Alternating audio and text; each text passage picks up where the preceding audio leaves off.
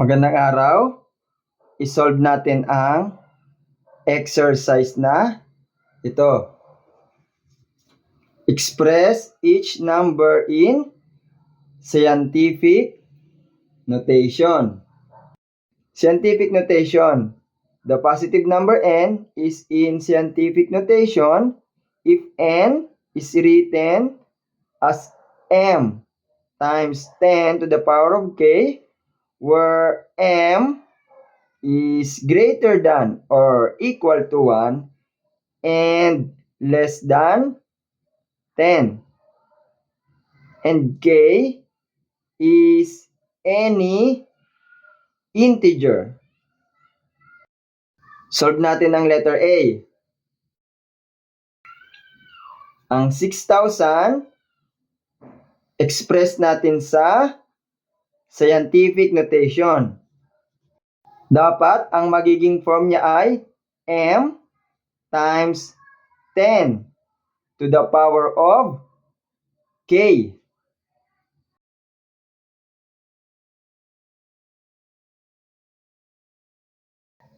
Tandaan natin na ang 1,000 ay equal yan sa n times 10 to the power of 3.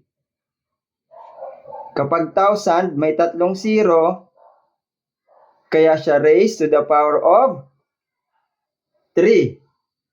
So kung gagamitin natin itong scientific notation, 6 times 10 to the power of 3. Balikan natin ang kahulugan ng scientific notation.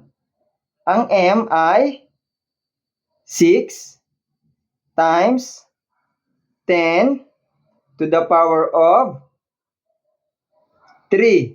Siya ang k. So pag ganito na ang form, therefore, scientific notation. At yung m, which is 6, ang 6 ay greater than 1, but less than 10. So therefore, ito na ang scientific notation ng 6,000. Letter B, express natin sa scientific notation ang 35 million. Tandaan natin na ang million equal yan sa n times 10 to the power of 6. So ang 35 million ay to the power of 6 ang million dahil sa 6 na zeros.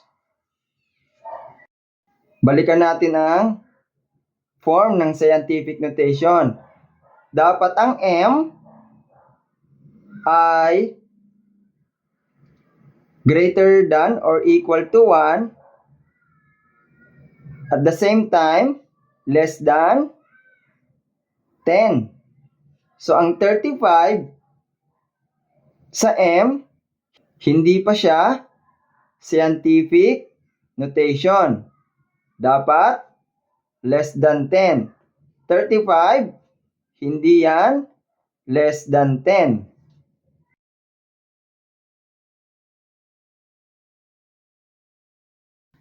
Ang gagawin natin ay mag-move tayo to the left ng decimal point. Kapag nag-move tayo to the left ng 1 place, plus 1 sa exponent or power. Ngayon, ang lumabas ay 3.5 times 10 to the power of 7. Ang 3.5, siya ang m. At greater than or equal to 1. Tama, 3.5 is greater than 1. At the same time, less than 10. Tama.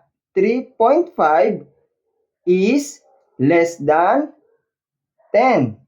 And K, ang 7, siya ang K, is any integer. So ngayon, ito na ang scientific notation ng 35 million.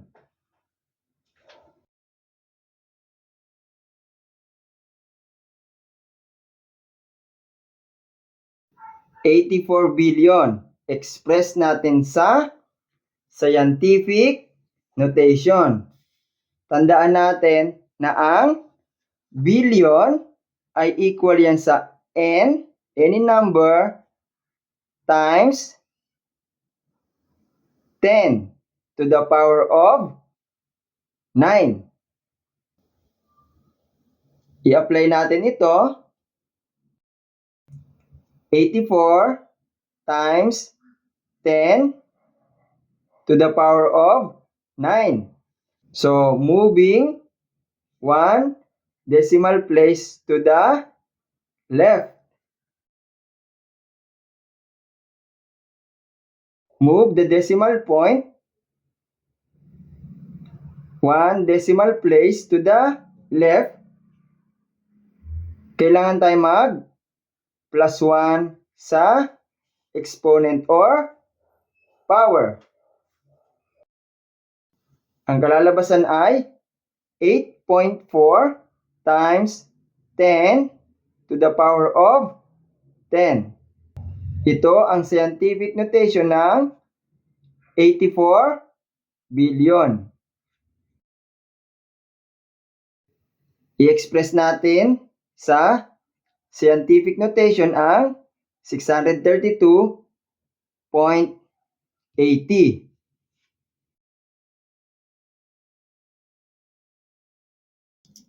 Kapag nag-move ng 2 decimal place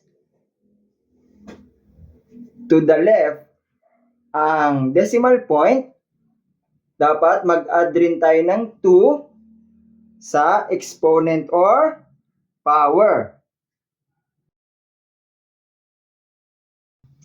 Ang scientific notation natin ngayon ay 6.328 times 10 to the power of 9.